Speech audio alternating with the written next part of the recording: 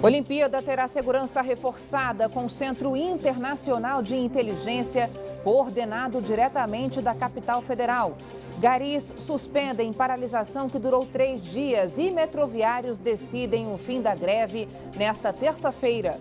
Veja também, esquadrão antibombas detona mochila com explosivos na Fercal. Tem ainda os detalhes do primeiro treino da seleção de futebol masculino aqui em Brasília. Notícias da segunda-feira no DF e em torno, agora no Band Cidade, segunda edição.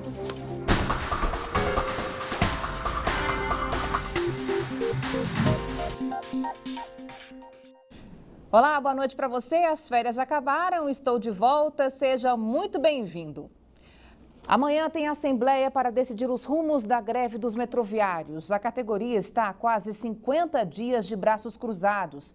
Na última semana, o Tribunal Superior do Trabalho determinou que os trens voltem a rodar enquanto durar a Olimpíada. A multa em caso de descumprimento é de R$50 mil por dia.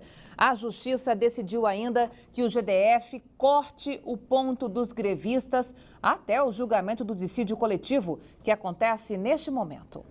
Durante a Assembleia, os metroviários vão discutir também a determinação do TST para que os trens voltem a rodar enquanto durar a Olimpíada, entre os dias 4 e 13 de agosto. Em caso de descumprimento, a multa diária é de R$50 mil. O metrô só tem funcionado integralmente nos horários de pico. Entre as principais reivindicações, a categoria pede pela contratação dos aprovados no concurso público de 2013, além do acordo de reajuste para corrigir as perdas salariais. Olha, a Justiça do Trabalho finalmente mandou os grevistas do metrô voltar ao trabalho. Mas isso não para atender os interesses dos 160 mil brasilienses que usam esse transporte. A decisão vale para os turistas, que não terão problemas. Mas tão logo termina a Olimpíada, os grevistas poderão continuar atormentando homens e mulheres de bem de Brasília que precisam do metrô para chegar ao trabalho, à escola ou mesmo ao médico ou ao hospital. O entendimento da Justiça é que não há mal algum dos grevistas de exigirem do GDF que descumpra a lei, fazendo novas contratações e novo reajuste, apesar de o GDF estar proibido de aumentar seus gastos com pessoal por haver extrapolado todos os limites impostos pela Lei de Responsabilidade Fiscal. A greve do metrô é claramente abusiva, tão abusiva quanto a greve da CAESB, por exemplo, que já chegou a 77 dias. Só não vê a abusividade dessas greves quem não quer. Agora uma boa notícia, os garis decidiram encerrar a greve iniciada na última sexta-feira. A categoria vai receber reajuste de 10% no salário e também no auxílio alimentação. Os garis do DF cruzaram os braços por 3 dias. O sindicato pedia reajuste salarial para recompor as perdas com inflação e aumento de R$200 no ticket alimentação. A gente veio conversando com a categoria, eles ofereceram 2%, depois ofereceram 4%, depois ofereceram 5,5%, que é o percentual dado pelo governo, e as empresas, para tentar resolver o problema, acabaram oferecendo 2,5% a mais, tirando do seu próprio bolso, para tentar resolver essa situação, para não chegar à greve. A categoria é composta por 6.200 trabalhadores terceirizados. O salário base é de R$1.000. Sem coleta de lixo, a limpeza pública ficou comprometida. Você vê que é um trabalho pesado, mas eu acho que também a gente merece um ambiente melhor, né? Mais limpo, mais conservado.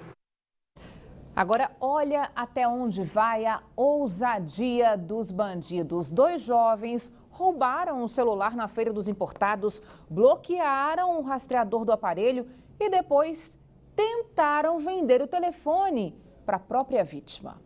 Na tentativa de revender o celular para a própria dona, os bandidos enviaram um áudio. Acredite, um deles chega a pedir que a mulher não haja de má fé.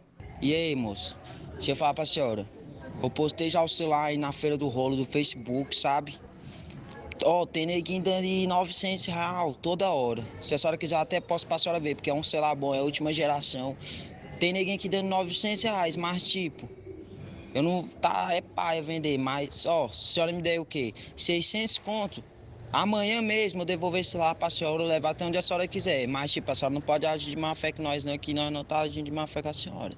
A dona do celular chamou a polícia e os criminosos foram presos no momento em que tentavam vender o telefone. Com a dupla, foram encontrados uma faca, dinheiro e 2 celulares. Inacreditável, né? Covardia. O dono de um food truck foi morto a facadas ontem à noite por um flanelinha no sudoeste. O motivo? O barulho do gerador de energia. O crime ocorreu por volta das 11h50 da noite no estacionamento da quadra comercial 103 no sudoeste. A Polícia Civil informou que o suspeito é um lavador de carros que morava nesta Kombi, Hugo Tássio de Oliveira Soares, de 30 anos. Ele teria se irritado com o barulho deste food truck e assassinado com golpes de faca Jerry Omar Correia, de 45 anos, dono do estabelecimento. Este homem conhece Hugo há 2 anos. Disse que ficou surpreso com a notícia. Surpreendeu, eu conhecia, realmente eu trabalho aqui já faz 2 anos com um menino e ele é uma pessoa até assim pensativa, que raciocina, mas eu não vou mentir, depois que toma 2, 3 cervejas, aí pronto, aí se torna o dono da razão. O empresário morreu na hora. Hugo fugiu depois de tentar agredir o outro funcionário do food truck que presenciou o crime. O caso está sendo investigado pela Delegacia do Cruzeiro, onde horas antes foi registrada uma ocorrência entre o morador de rua e o empresário. Eles teriam brigado pelo mesmo motivo e foram trazidos para a delegacia, mas foram liberados. A polícia militar detonou uma mochila cheia de explosivos hoje em Sobradinho. A bolsa foi encontrada pelo vigilante de uma fábrica de cimentos na Fercal. Segundo a PM, o material seria usado para explodir caixas eletrônicos. Parte dos explosivos foi levada para ser detonada em uma área isolada em Sobradinho. A outra foi encaminhada à perícia. Somente em julho, o Esquadrão Antibombas recebeu 6 registros de ameaça de bombas aqui no DF. Irresponsabilidade ao volante. Um motorista embriagado foi preso esse fim de semana na Ponte JK. O homem estava tão bêbado, minha gente, que mal conseguia ficar em pé, veja. O homem foi flagrado durante uma blitz do Detran. O motorista estava tão alcoolizado que mal conseguia ficar em pé. Ele ainda recebeu ajuda de outro homem e de um oficial do Corpo de Bombeiros. A caminhonete em que ele dirigia ficou com a frente danificada após uma batida em um canteiro. Segundo os agentes, o motorista foi liberado após pagar uma fiança de R$ 1.500 e uma multa de quase R$ 2.000. O carro foi transferido para o depósito do Detran. Durante o fim de semana, 3 pessoas foram presas por dirigirem sob efeito do álcool. Uma mulher de 39 anos morreu após levar um choque enquanto limpava um freezer no núcleo Bandeirante. De acordo com os bombeiros, a vítima fazia a limpeza do equipamento usando chinelas em um piso molhado e com outros freezers ligados. A mulher chegou a ser socorrida pelos militares, mas sofreu uma parada cardíaca e morreu no local. A equipe tentou reanimá-la por mais de 1 hora. A Polícia Civil foi acionada para fazer a perícia. O laudo fica pronto em 30 dias. Já está funcionando no aeroporto de Brasília o novo sistema de reconhecimento facial da Receita Federal. O programa promete deixar a fiscalização mais rápida e rigorosa. Elas estão de olho. A ideia é que as câmeras não deixem passar nada. O novo sistema de reconhecimento facial funciona assim. Quando entra na área de fiscalização, o passageiro é automaticamente identificado. O passageiro faz o seu check-in no exterior. Quando ele embarca, as portas da aeronave são fechadas e aí então essa informação é enviada para nós. Com base nessa informação de quem são os passageiros, nós cruzamos com os sistemas da Receita Federal e podemos identificar quem seriam as pessoas que deveriam ser fiscalizadas naquele momento. A partir daí, ao desembarcar e apanhar as suas malas, ela vai passar por um local de identificação, onde, através do sistema, vai aparecer quem é aquela pessoa pelo seu rosto e não pelo seu passaporte. No total, 14 aeroportos do país já adotaram um novo programa que deve ajudar a combater crimes como contrabando, tráfico de drogas e lavagem de dinheiro. É quase um jogo de gato e rato. Então as pessoas tentam fugir da fiscalização e cabe a nós buscarmos a identificação das pessoas. Além de aumentar o rigor, a fiscalização também deve ficar mais rápida. Se hoje eu tenho uma demora de aproximadamente 30 segundos para identificar um passageiro, eu passo a ser esse tempo de 1 a 2 segundos. Então eu estou falando de uma redução em torno de 15 vezes menos tempo. O Ministério da Saúde liberou quase R$1 milhão para ações de vigilância aqui no DF. Os detalhes ao vivo com a Juliana Cury. Oi, Juliana, boa noite para você. Boa noite, Carol. Bem-vinda de volta das férias. Boa noite a todos. Pois é, o Ministério da Saúde vai transferir no total 114 milhões de reais para todos os estados. É uma transferência direta do Fundo Nacional de Saúde para os fundos municipais e para os fundos estaduais. O Distrito Federal vai receber cerca de 960 mil reais. Quase metade desse dinheiro será usada para o cumprimento do piso salarial dos agentes de combate às endemias. Eles trabalham para o desenvolvimento de ações de prevenção e controle de dengue, leishmaniose, chikungunya e outras doenças, outras endemias, o que é super importante ainda mais nesse momento em que a gente está vendo tantos casos, principalmente de dengue, né, Carol? E o restante desse dinheiro aqui no Distrito Federal é referente ao piso fixo de vigilância em saúde.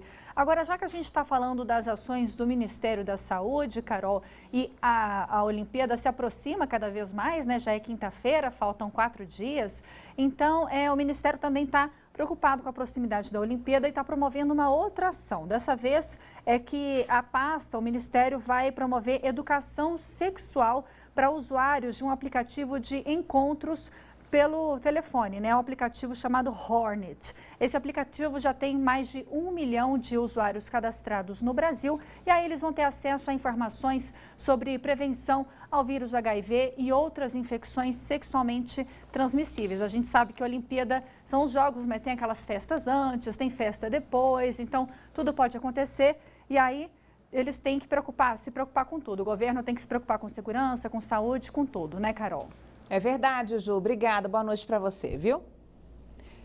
Ainda falando de Olimpíada, hoje foi o primeiro dia de treino aqui em Brasília da seleção de futebol masculino, liderada pelo craque Neymar. O primeiro treino no centro de treinamento do Corpo de Bombeiros foi debaixo de sol forte. O clima entre os jogadores da seleção brasileira de futebol era de total descontração nesta segunda-feira. Neymar chegou em pleno aquecimento e se juntou aos colegas de equipe. Depois dos passes de bola, os jogadores partiram para o jogo. O goleiro Everton, convocado de última hora, foi recebido pela comissão técnica e também entrou em campo. Pois é, e a estreia da seleção brasileira de futebol vai ser nessa quinta-feira, dia 4, contra a África do Sul. Os jogadores chegaram ontem. O último a integrar o time foi o goleiro Everton, que, como a gente mostrou aí, foi escalado de última hora no lugar de Fernando Praz. Hoje, torcedores madrugaram na porta do hotel, viu? Tudo para conseguir pelo menos um tchauzinho dos atletas. Eles acordaram cedinho e ficaram ali como verdadeiros guardas esperando por Neymar e pelos outros jogadores da seleção brasileira. Juntos, eles gritavam na esperança de que os jogadores pudessem aparecer ao menos na janela.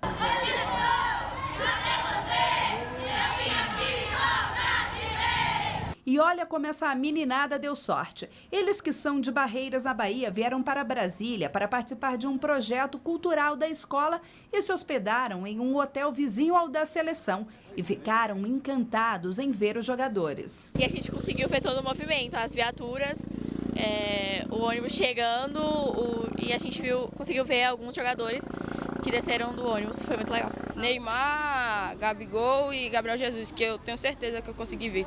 A chegada da seleção brasileira movimentou a portaria do hotel desde a noite desse domingo. Alguns sortudos ainda conseguiram receber, nem que fosse um tchauzinho de Neymar. Já os fãs que marcaram presença na manhã de hoje puderam ver o goleiro Everton do Atlético Paranaense, convocado nesse domingo por Rogério Micali, após Fernando Praz ser cortado por uma lesão no cotovelo direito. Chegou meu momento na seleção é porque eu estou preparado para isso e muito feliz com o que vem acontecendo na minha vida. tranquilo da responsabilidade, sabendo que ela é enorme, mas muito bem preparado e muito feliz para encarar mais esse desafio. Com os olhos vidrados, João Guilherme acompanhou toda essa movimentação. Ele até ficou feliz em ver o Everton, mas ele queria mesmo era ver o Neymar.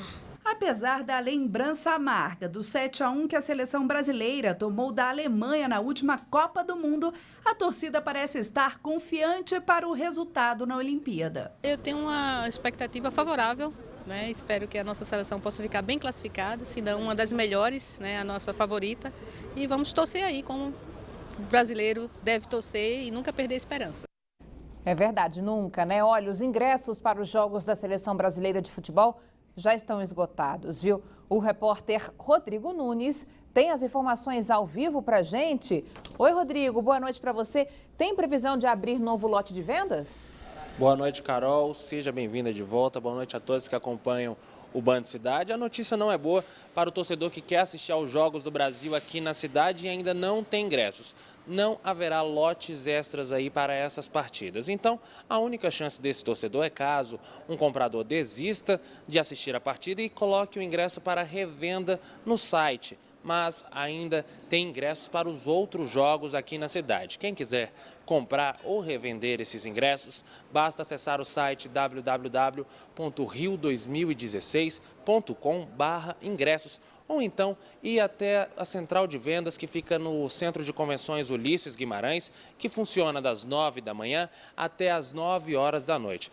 Para esses Jogos Olímpicos foram colocados à venda mais de 6 milhões de entradas e restam por volta de 1 milhão aí para o público. Lembrando que a seleção já está aqui na cidade, como vocês acompanharam há pouco, treina para a estreia contra a África do Sul no dia 4 de agosto, às 4 horas da tarde, no rumo ao título inédito, aí, essa medalha de ouro que o Brasil ainda não tem. A vitoriosa seleção brasileira não possui ainda essa medalha de ouro nos Jogos Olímpicos. Carol. Tá bom, Rodrigo. Obrigada, né? Boa noite. Os principais reservatórios de água que abastecem o DF estão com pouco mais de 60% da capacidade.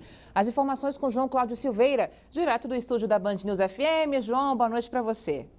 Boa noite, Carol. Você voltou, que coisa boa.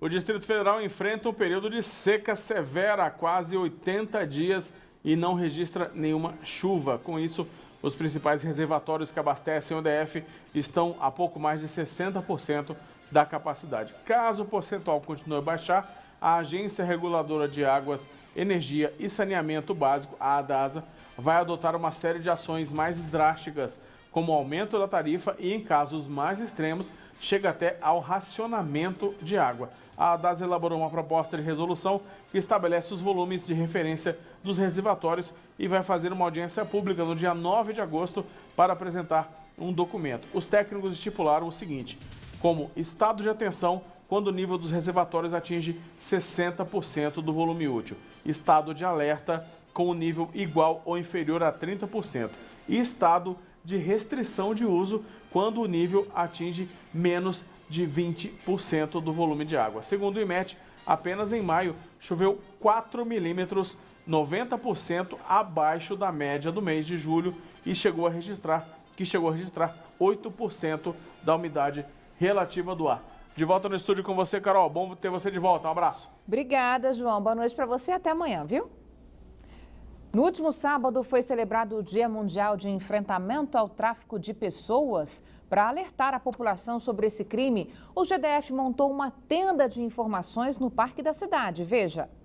Aos 17 anos de idade, Rafael viveu na pele o comércio de seres humanos.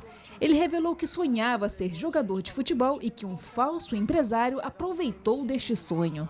Chegando lá, os dirigentes não sabiam que a gente estava indo para lá. Falaram que não tinha alojamento pra gente e nisso a gente se desesperou e na mesma hora eu liguei para os meus pais falando: ó, pai, a gente foi enganado, depositamos dinheiro na conta dele e agora não tem um time pra gente jogar. E nisso no mesmo dia a gente voltou para Brasília de ônibus. Para que outros jovens não caiam em falsas promessas, a Secretaria de Justiça e Cidadania montou uma tenda para falar sobre enfrentamento ao tráfico de pessoas. O evento contou com a parceria de diversos órgãos. O Ministério da Justiça ele é responsável pela articulação com os outros 17 núcleos em todo o país em relação ao enfrentamento ao tráfico de pessoas. A gente tem se preocupado muito com mobilização, sensibilização da população e da sociedade civil, como eventos como este. Para o subsecretário de Políticas da Sejus, o tráfico de seres humanos é um problema mundial que tem sido vivenciado por milhões de pessoas.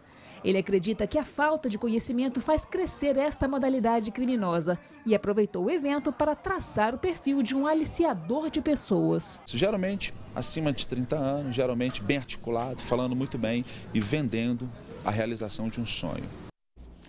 Veja a seguir, a Olimpíada terá segurança reforçada com o Centro Internacional de Inteligência.